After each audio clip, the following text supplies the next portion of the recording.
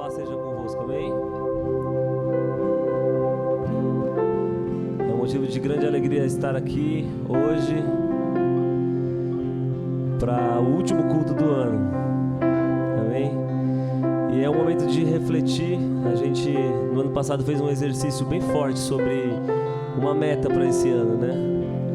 Eu acho que talvez algumas das metas podem ter sido interrompidas, porque um ano foi bem diferente do que a gente imaginava, né? Acho que ninguém podia imaginar que teríamos um ano como tivemos. Mas o exercício que eu proponho hoje é que a gente se lembre da palavra de Deus que nos diz: basta cada dia o seu mal. Que tudo que temos é para ser entregue ao Senhor a cada dia, né? E que a cada dia a gente possa se lembrar disso, que o que temos é para entregar para o nosso Deus, né? E que a minha oração é essa, porque Ele me deu o que eu preciso, mas que se for preciso, né? Se for necessário, eu possa abandonar imediatamente, né? Que você aí na sua casa, onde você estiver, nesse momento, possa colocar no seu coração esse desejo, amém? De sim viver e se envolver com as coisas dessa vida, se entregar, amar ao próximo, né? Mas que qualquer coisa, qualquer uma das coisas que a gente venha a aprender ou adquirir, imediatamente a gente possa abandonar assim que Deus se manifestar a respeito, né? Assim, se Deus pedir, que seja imediato. Amém? Glória a Deus. Que o reino do Senhor venha, que a vontade dele venha. Pai, eu quero agora, Senhor, orar e entregar ao Senhor, Pai, esse ano, entregar ao Senhor, Pai, a minha vida, entregar, Senhor, diante de Ti, Pai, pedir perdão, Pai, pedir, Senhor, que o Senhor tenha misericórdia, Pai, de mim, de nós. Que o Senhor venha, Pai, renovar a nossa esperança, Pai, renovar os nossos corações, Senhor. Renova, Pai, renova em nós a esperança da Tua salvação, Deus. Que ela se renove em nossos corações, nesse momento, nesse dia, nesse culto. Renova os nossos corações, Deus. Coloque em nós, Pai, a esperança, Senhor. Em nome de Jesus, Pai, que a Sua vontade seja feita. Que a Sua vontade, Pai, eu me rendo, eu quero me render diante de Ti, Pai, para que o Senhor faça o que o Senhor sabe que é melhor para nós, Pai, em nome de Jesus.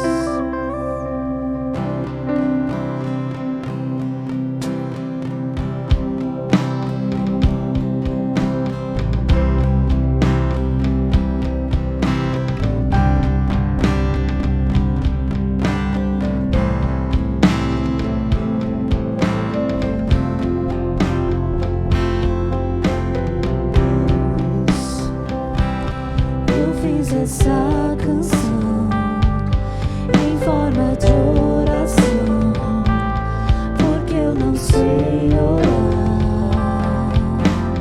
Pai,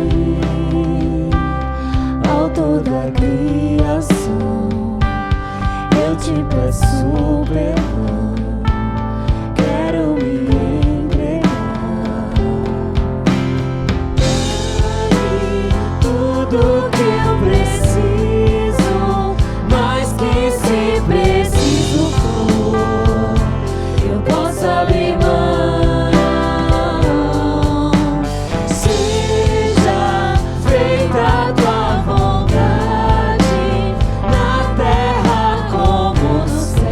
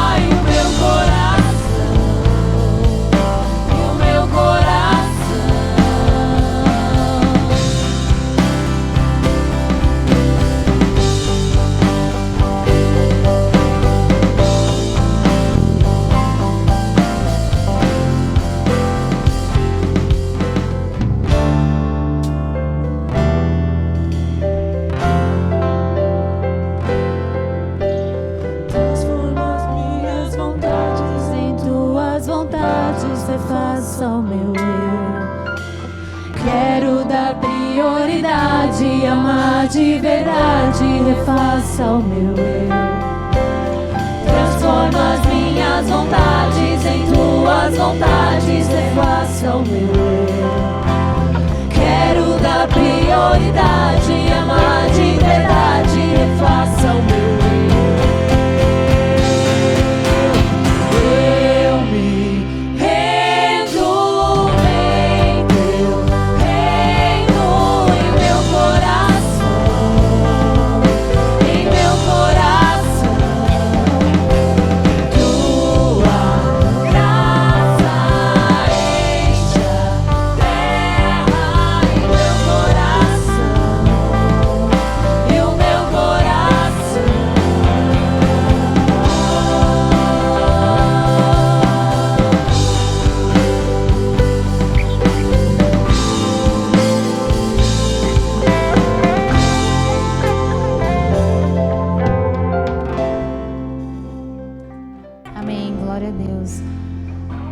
Leonardo disse, eu creio que nenhum de nós,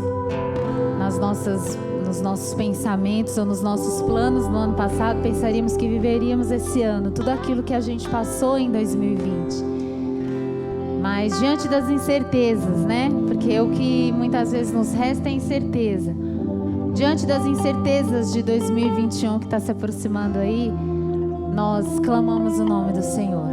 Nós nos rendemos diante dele, do seu senhorio, da sua soberania, da sua perfeita vontade, da sua boa e perfeita vontade sobre as nossas vidas, crendo que tudo coopera para o bem daqueles que amam ao Senhor. E esse cântico diz: a ti eu vou clamar, pois tudo vem de ti e tudo está em ti. Nada foge do controle do nosso Deus, nada foge das suas mãos, nada foge do seu conhecimento.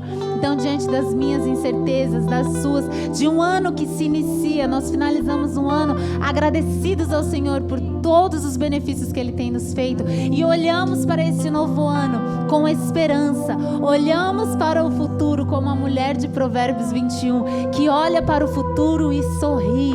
Nós olhamos com esperança para o ano que chega, que se aproxima, porque nós podemos clamar ao nome do Senhor em qualquer momento, nós podemos nos render a Ele em qualquer momento e dizer: Jesus, eis-me aqui, faz algo na minha vida, nas nossas vidas, nas nossas circunstâncias.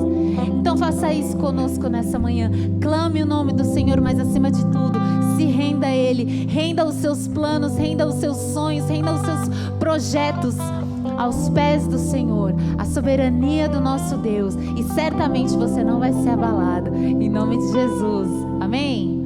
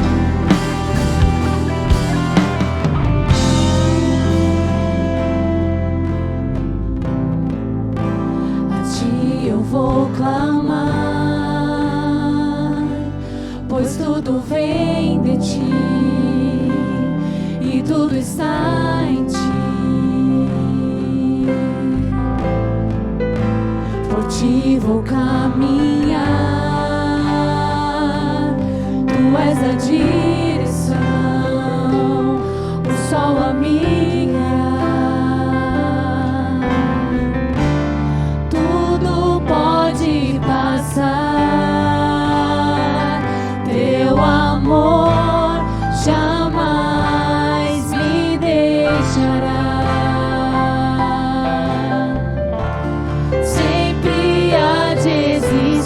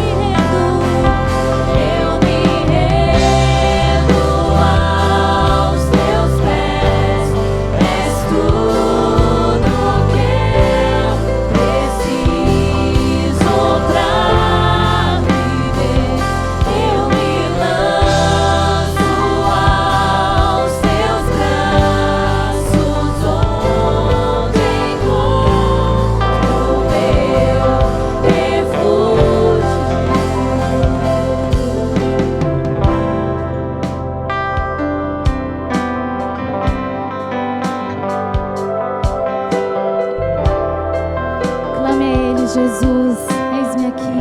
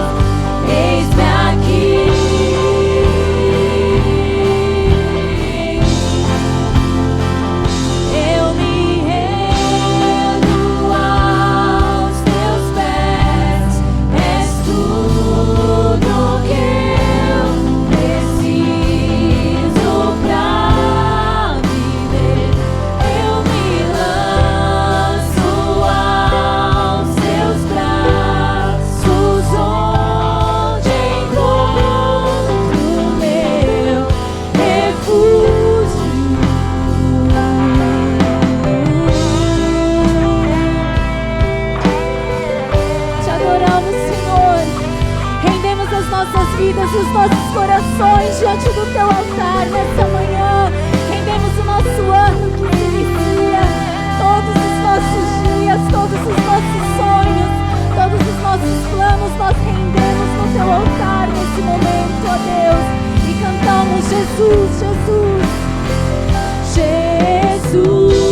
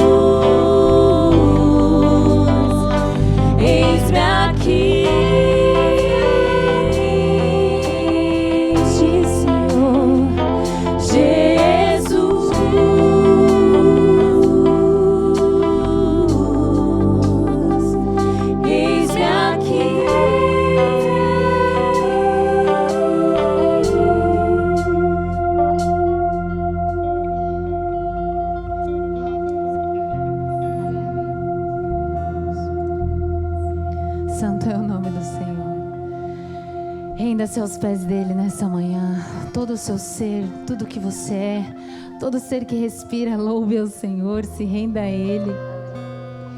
O nosso desejo é que Ele se manifeste aí onde você está. E o nosso desejo também é de celebrar. Nós olhamos para o nosso futuro e sorrimos e com esperança, com alegria. Mas olhamos para o nosso ano, para o nosso passado, para esse ano de 2020. Com gratidão nos nossos corações. Com gratidão nos nossos corações. Louvamos a Ele por todos os benefícios que Ele tem nos feito. O nosso coração exulta ao Senhor e é isso que nós vamos cantar. Somos gratos por tudo que temos, por tudo que Ele fez em nós, por tudo que Ele ainda continua a fazer e continuará em 2021. Porque a obra que Ele começou, Ele é fiel para aperfeiçoar até o fim. Então cante conosco, seja grato no seu coração, que a alegria invada o seu ser nesse momento, que você olhe sorrindo para o futuro que vem e também sorrindo para o passado, para os dias que se foram, porque Ele esteve com você em todo o tempo, amém? Ele não nos deixa, aleluia.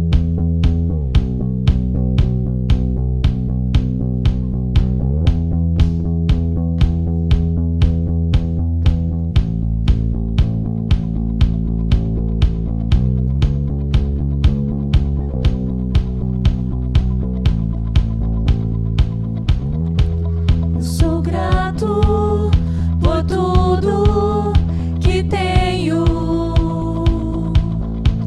o tesouro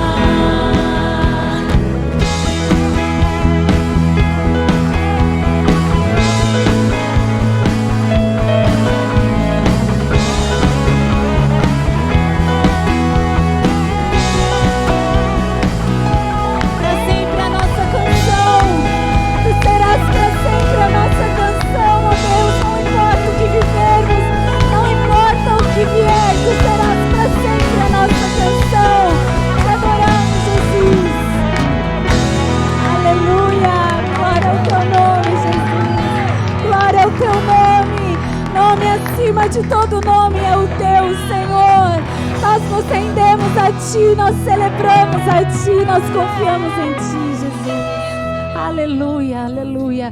Que o Senhor Jesus abençoe a sua vida, enche o seu coração nessa manhã e que você seja alimentado agora com a palavra do Senhor e olhe para este ano, olhe para o seu futuro e sorria, porque você não está sozinho. Ele está aí com você, amém? Aleluia. Bom dia, pessoal, tudo bem? Paz seja convosco.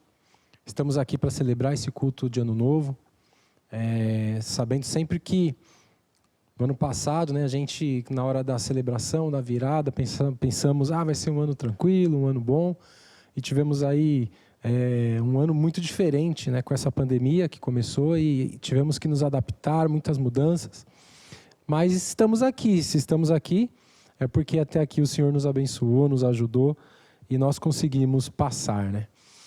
E para esse ano aqui, a mensagem que eu quero deixar para todos nós é a respeito da palavra resiliência. Nós vamos falar bastante a respeito desse tema hoje. E o objetivo é que nós já começamos o ano pensando que se houver dificuldades, e sempre existem, né, lutas, dificuldades, alguma necessidade de ajuste, nós venhamos a ter a resiliência necessária, né? Resiliência, para quem não está muito adaptado com esse termo, é uma palavra que significa manutenção da força, manutenção da coragem, resistência, continuidade de tudo que você está fazendo, né? Nós podemos dizer que é a não desistência, né? É continuar firme. E para isso nós vamos usar um texto bastante conhecido. Na verdade, nós vamos se basear numa história, mas eu escolhi aqui um versículo que representa bastante essa história, que está no livro de Esdras, capítulo número 6, versículo 22. Esdras 6, 22. É a história da libertação, da restituição do povo de Israel depois do cativeiro na Babilônia, voltando para a sua terra, para a sua cidade, para a reconstrução do seu templo, dos seus muros, da sua cidade, para voltar a viver onde eles amavam viver, na sua própria terra. O versículo 6, 26 do livro de Esdras diz o seguinte: durante 7 dias, eles celebraram com alegria a festa dos pães sem fermento, pois o Senhor os enchera de alegria ao mudar o coração do rei da Assíria, levando-o a dar-lhes força para realizarem a obra de reconstrução do templo de Deus, o Deus de Israel. Nesse versículo eles já tinham reconstruído, e eu escolhi propositalmente. Nós temos que pensar que no decorrer do ano nós vamos ter as nossas dificuldades, mas nós vamos ter a nossa celebração, porque o nosso Deus é o Deus de vitória, é o Deus que nos capacita para que possamos ter vitória. E aqui nós começamos no dia de hoje, primeiro dando uma pequena contextualizada. Eu não tenho muito tempo, mas de uma forma breve, para a gente pensar um pouquinho no que estava acontecendo naquela época. A Bíblia ela é dividida em alguns períodos, e quando você vai ler a sua Bíblia, ela não é escrita em ordem cronológica. Ela é escrita ou compilada, né, os livros compilados, de uma forma temática, dividido por temas. Então, cronologicamente falando, de uma forma bem superficial, a Bíblia fala de alguns períodos, né? O primeiro período é o pré-patriarcal, lá da criação, a queda e o dilúvio. Depois vem o patriarcal, que começa com Abraão, Isaac, Jacó, Josué. E aí começa o período mosaico, o período de Moisés, de Êxodo, os 10 mandamentos, Canaã, a história do Egito, né, da saída do Egito, e por aí vai. E depois vem o período pré-monárquico, que Israel foi conduzida por juízes. Ela não tinha um rei, era subentendido que Deus era o próprio rei de Israel, mas havia juízes para julgar o mundo, dentre eles juízes bastante conhecidos e importantes, como uma mulher. Débora, por exemplo, foi uma juíza muito importante, Gideão, Sansão e Samuel, que foi o último. E depois disso nós vemos para o período monárquico, né? O período de Saul, de Davi, de Salomão. E aí depois de Salomão, o reino se divide em dois, né? Aquele reino de Israel passa a ter duas capitais, Samaria e Judá, o reino do sul, o reino do norte, e um chamava-se Judá e outro chamava-se Israel. E é aí que nós vamos entrar na nossa história dos exílios. Por quê? Porque é importante entender que, quando nós falamos da história de Israel, ela se divide em duas linhas históricas, a linha do próprio Israel e a linha de Judá, né? Como eu falei, o reino havia sido dividido, eles continuaram as suas trajetórias, e Israel pecou muito, teve muitas dificuldades de ter uma vida com Deus, abandonou a Deus.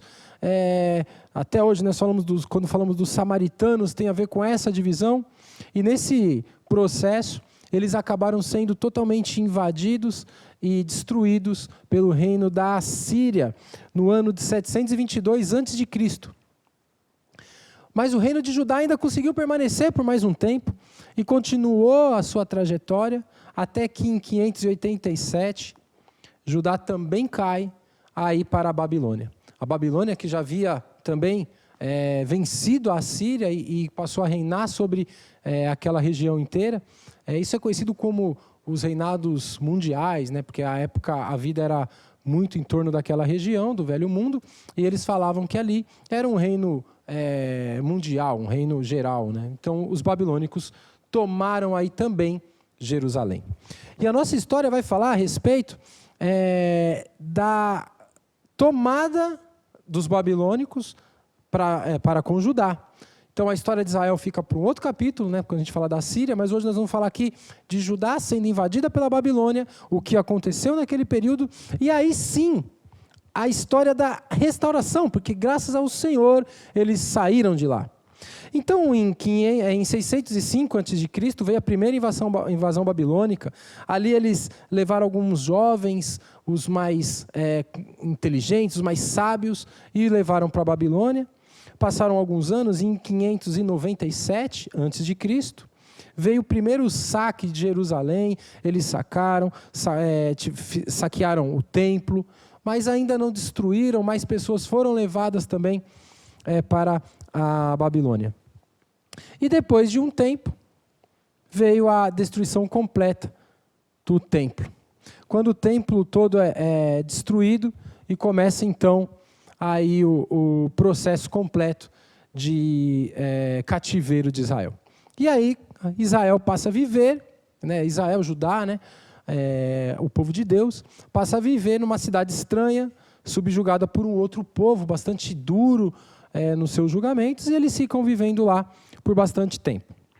E aí, quando chega em 538 a.C., Zorobabel, que era um governador, uma espécie de líder do povo judeu dentro da Babilônia, consegue a oportunidade de restaurar Jerusalém. Ele é autorizado por Ciro para começar essa obra. E ele vai para lá.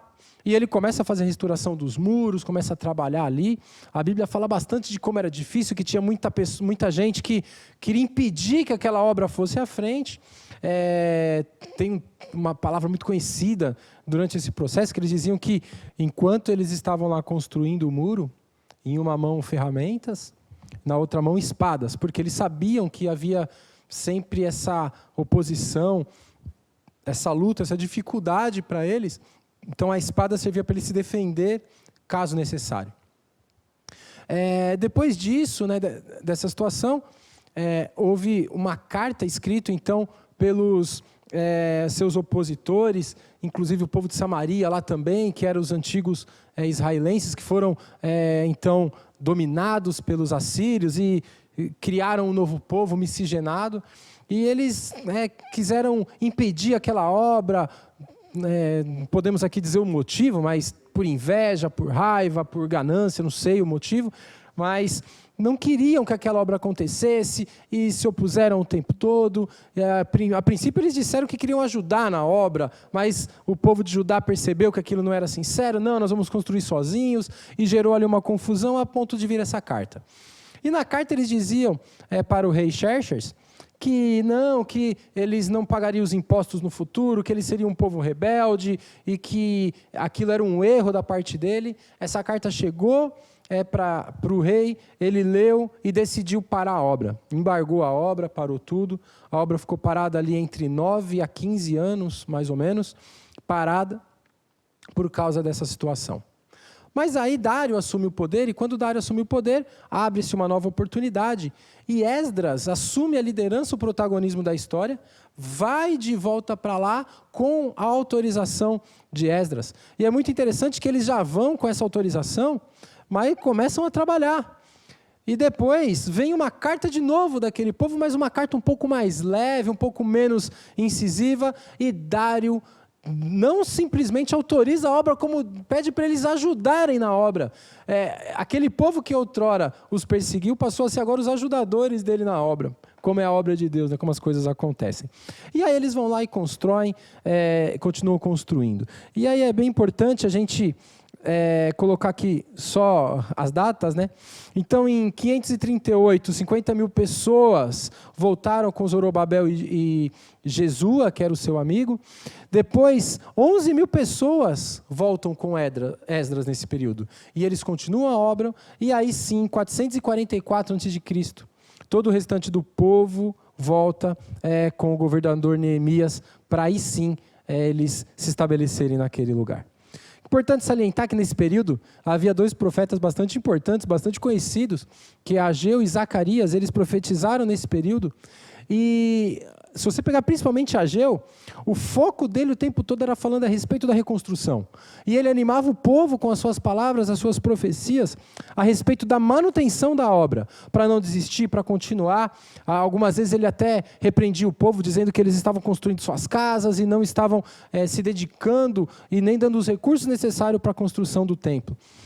Esse foi o pano de fundo da mensagem que eu quero trazer hoje, né? Claro que é de uma forma muito rápida, tem que resumir muito para a gente ter tempo, mas o contexto era esse. Então, eles foram levados cativos e depois conseguiram, em 3 etapas, né, finalizar essa obra e poder voltar para lá. E o que nós aprendemos com isso, né? Como eu falei hoje, o tema da mensagem é resiliência. Como nós podemos não desistir? A palavra resiliência pode ser traduzida simplesmente como não desistência. Sabe, quando você tem coragem, vontade, e mesmo que tenha dificuldades, percalços, lutas, você ainda assim não desiste e se mantém equilibrado, firme, para continuar, para ir além. E eu listei 4 tópicos bem importantes para que a gente tenha em mente aprendizados dessa situação que eu acabei de ler, de Esdras, para as nossas vidas, né? A primeira é a coragem para recomeçar, né? Poxa, imagina que eles tinham sido levados cativos, já estavam tanto tempo lá, acostumados com aquela situação, já subjugados, mas também já adaptados com aquilo, e não aceitaram aquilo, queriam ter a sua identidade, queriam continuar a sua vida. Às vezes você também está acorrentado, está preso em uma situação, e precisa ter coragem para começar algo novo. Ainda que seja mais difícil do que você tem agora, ainda que tire você da sua zona de conforto, ainda que tire você do seu convívio, não importa, você precisa ter coragem. A coragem é o primeiro ingrediente para a resiliência. É impossível você ser resiliente sem coragem, com medo das coisas que vão acontecer. E eu, pesquisando sobre isso, lendo um pastor que falou sobre esse texto, ele estava chegando a uma conclusão bastante interessante, que naquele dia, naquele período, quando o templo termina, houve um misto de sentimentos, né? Parte do povo, os mais velhos, ficaram chateados, porque eles tinham a lembrança do templo antigo e viram um templo muito humilde, né, novo, que não tinha ainda aquele poder, aquela imponência do antigo sendo construído. E, por outro lado, os jovens felizes. Por quê? Porque aquilo representava um novo começo, uma nova vida, uma nova oportunidade para eles aproveitarem, viverem. E houve esse misto de sentimentos.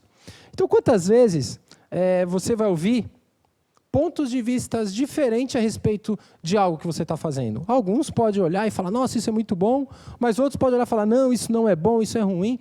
Pode acontecer, mas nós temos que ter a coragem para seguir em frente. A coragem. É preciso ter coragem para assumir um ministério, é preciso ter coragem para assumir um novo trabalho, é preciso ter coragem para começar na faculdade, é preciso ter coragem para casar, é preciso ter coragem para dar um próximo passo na vida, para ter um filho, é preciso ter coragem. E isso que, para mim, nós precisamos nos nossos dias pregar e falar. O cristão precisa acreditar em Deus. Parece até um pouco óbvio, mas uma fé real, uma fé firme, uma fé concreta, que construa coisas. Se nós não temos coragem de crer, nós não cremos. A nossa fé fica morta em si mesma. Porque a nossa fé é acompanhada de obras, de ações, que concretizam aquilo que está dentro de nós. Então a fé gera ação. Ação baseada na crença firme de que o Senhor está conosco em todo o tempo. Então, primeiro, tenha coragem, não tenha medo, por mais difícil que pareça. Segundo, oposição, que é muito interessante porque a oposição que aconteceu naquele período foi muito grande, a ponto de interromper o processo que eles estavam fazendo, que era o processo de reconstrução. Então é legal a gente listar aqui, dentro da oposição, algumas coisas que de fato acontecem, né? Primeiro, Deus permitirá que a nossa fé seja testada. Muitas vezes testada através de perdas temporárias. Às vezes, durante a sua conquista, alguma coisa barra, você não consegue dar o próximo passo por algum motivo. E isso te leva normalmente a dois caminhos. O caminho tentador, né, de desistir. Quantas vezes nós somos tentados a desistir? Poxa, não vou conseguir, vou abrir mão, vou parar, vou abandonar isso. Ou o caminho de continuar, de não desistir, de mesmo que pausada alguma coisa, mesmo que interrompida alguma coisa, ter a convicção de que aquilo será concluído. Por quê? Porque você crê em Deus que é poderoso para fazer essas coisas. Também é preciso ter maturidade espiritual para lidar com essas paradas, com essas coisas, com essas perdas. Querido, Deus não deixa de amar a gente porque a gente não está conseguindo fazer alguma coisa agora. O Senhor não deixa de nos abençoar porque alguma coisa não está do jeito que nós queremos. O Senhor não deixa de nos amar profundamente porque tirou de nós alguma coisa que nós queríamos muito. Não! São processos que às vezes acontecem para o nosso próprio crescimento, que podem trazer dor e ao primeiro momento uma dúvida tremenda se aquilo é bom ou não. Mas existe um fato. Não adianta nós ficarmos nos vitimizando, sabe, ter essa cultura de se vitimizar por causa da culpa do outro, por causa da pressão do outro, da opressão do outro, do julgamento do outro. Não importa o que está acontecendo, nós não podemos assumir para nós o papel de vítimas. Temos que assumir o papel do protagonista, daquele que faz, daquele que tem coragem, daquele que vai além. Porque o Senhor é um Deus que nos leva além. Não um Deus que nos vitimiza. Tanto é verdade que nós somos responsáveis pelos nossos atos, diante dos homens e diante de Deus. Das consequências, boas ou ruins, daquilo que nós fazemos, somos nós. Acho que é importante, você tem um quadro, né, na sua casa lá escrito, a culpa é minha sim. Tem coisas que a culpa é sua, não é do outro, não é do mundo. E existem coisas que a culpa é do outro, e existem coisas que ninguém tem culpa, aconteceu uma catástrofe, alguma coisa. E nenhuma das três possibilidades, sendo culpa sua, do outro ou do acaso, nada deve impedir você de continuar. Nada.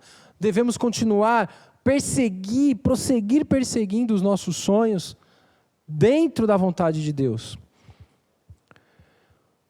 Outra coisa importante, né, o caminho do crente é marcado por intensos processos de oração. Então, nesse processo, você, quantas vezes, né? Você se pega orando, clamando, às vezes você nem tem as palavras certas para falar para o Senhor, Senhor, é tão difícil vir aqui reconstruir.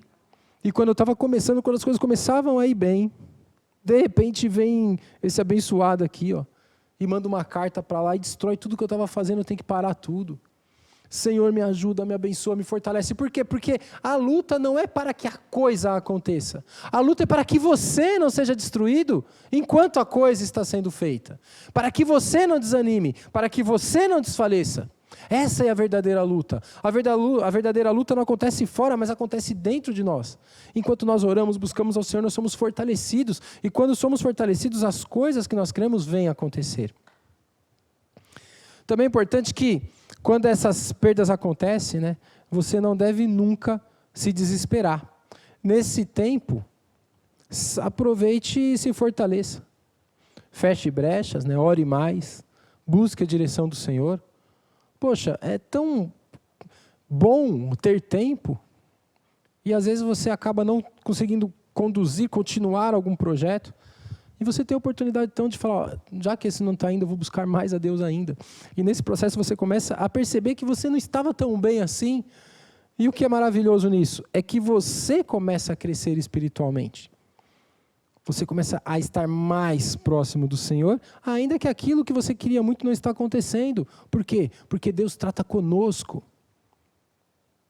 Os processos, os projetos, as coisas, por mais importantes que elas sejam, elas não são mais importantes do que nós mesmos. É a respeito de nós que o Evangelho trata, tá? Por isso que é importante você saber que Deus acaba percebendo a nossa atitude e a nossa disposição de continuar crendo. Não de continuar fazendo, ainda que você destrua tudo, não, mas continuar crendo. Eles perceberam que não dava mais, respeitaram a ordem do rei, claro, chateados, tristes, mas continuaram crendo que a reconstrução terminaria, aconteceria. Então, o primeiro item, grave isso, coragem. Segundo item, oposição. Vai acontecer oposição. Terceiro item, as retomadas, né?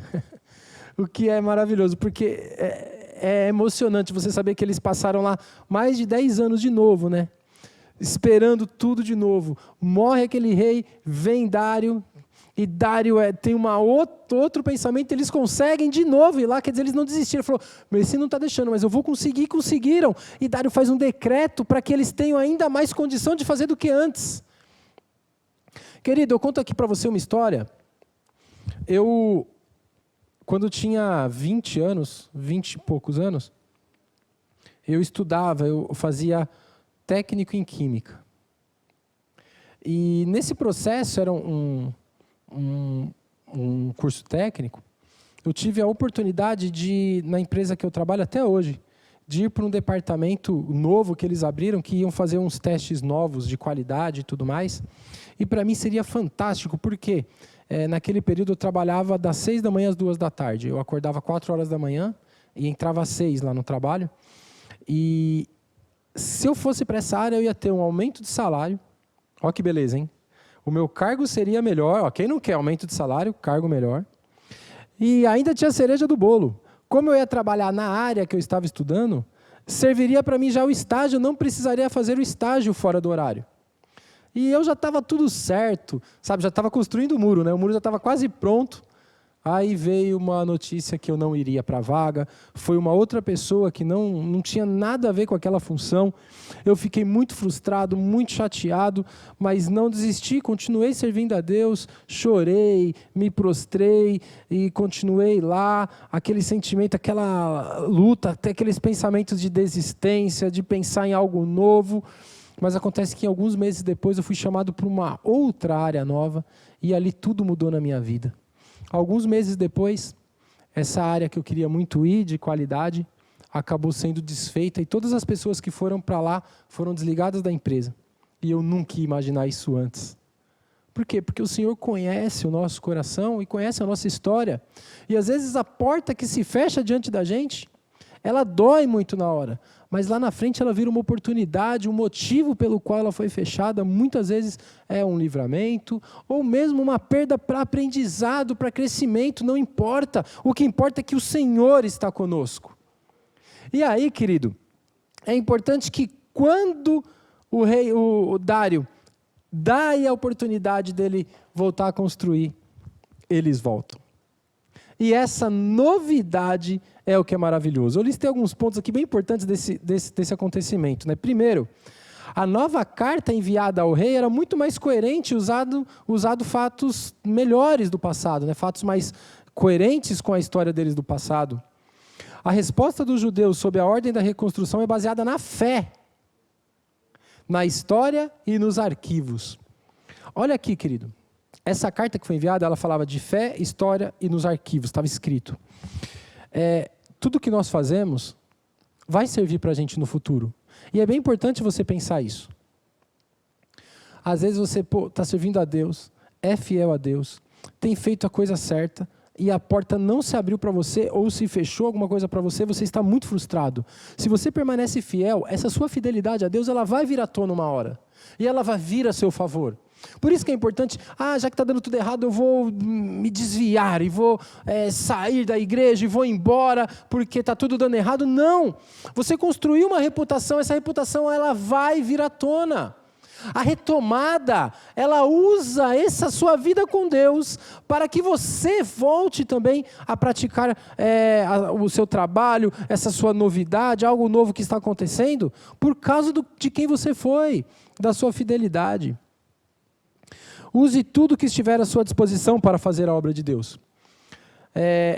Sabe, eles poderiam ali então, diante daquela situação, desistir, parar, mas não, eles pegaram os históricos dele, tudo que eles tinham e foram para frente. O que você tem à sua disposição? Você tem coragem, tem força, tem vigor, tem juventude, tem conhecimento, tem inteligência, tem sabedoria, gosta de orar. Use o que você tem, mas continue. Por quê? Porque é a hora do recomeço. Quando a porta se abrir, irmão, não importa a cara que ela esteja, vai. E vai com o seu coração, porque o Senhor é com você. Não seja daqueles que desistem. Nós não somos vítimas, somos protagonistas da história, por causa do Senhor que nos chamou. E não se prenda a modelos, né? Siga sempre a direção de Deus, pois Ele é um Senhor de coisas novas. Um dos maiores erros do cristianismo são as imitações. Quando um fica imitando o outro, tentando agradar a Deus. O que Deus espera de mim não é a mesma coisa que Ele espera de você. A forma que Deus age na minha vida não é a mesma forma que Ele age na sua. Deus tem formas diferentes de agir. Por isso que é importante você conhecer ao Senhor e Ele te conhecer. Com essa amizade entre nós e Deus, as coisas que acontecem são coisas que vêm diretamente do coração do Senhor, porque são coisas novas. Louvado seja Deus. Ou seja, primeiro item, coragem. Segundo item, oposição, fique firme. Terceiro item, as retomadas. E o quarto item, para terminar, o encorajamento pela pregação. O governador daquele lugar se chamava Tatenai.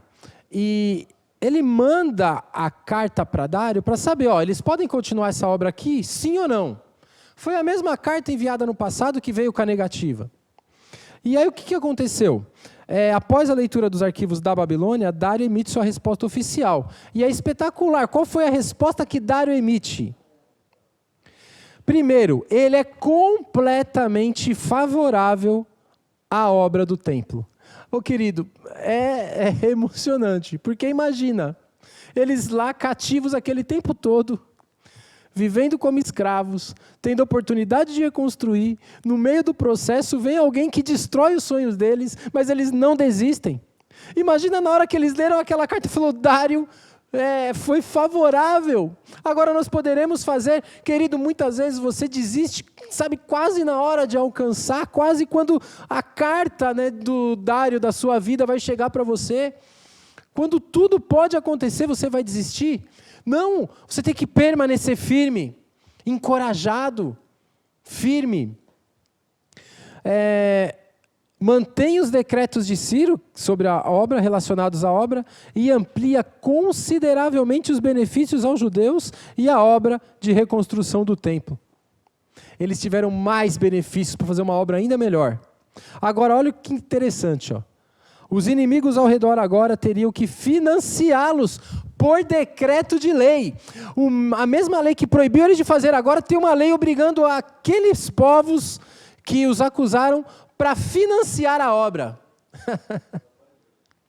Querido, como que alguém poderia, de alguma forma, planejar isso? Ninguém pode planejar. É Deus que planeja a nossa vida. A nossa vida é construída pelos planos de Deus. Os cristãos são pessoas que confiam no Senhor e andam com Ele. Nós não construímos a nossa história à nossa vontade. A nossa história é construída com o tempo por causa da vontade de Deus. As coisas acontecem por causa da vontade de Deus e Ele tem se revelado a nós dessa forma. As nossas escolhas são moldadas pela vida que nós vamos vivendo com Deus. E Ele constrói situações que você nunca poderia ter imaginado como essa. E outro ponto aqui, observamos que é inútil lutar contra a obra de Deus.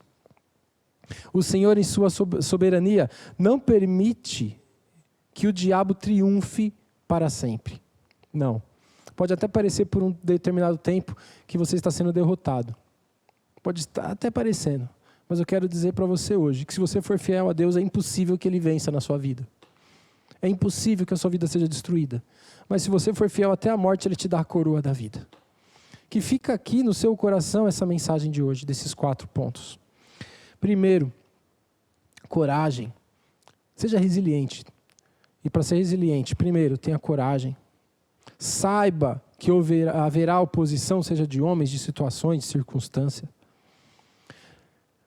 Assuma protagonismo para as retomadas e não se vitimize para a desistência.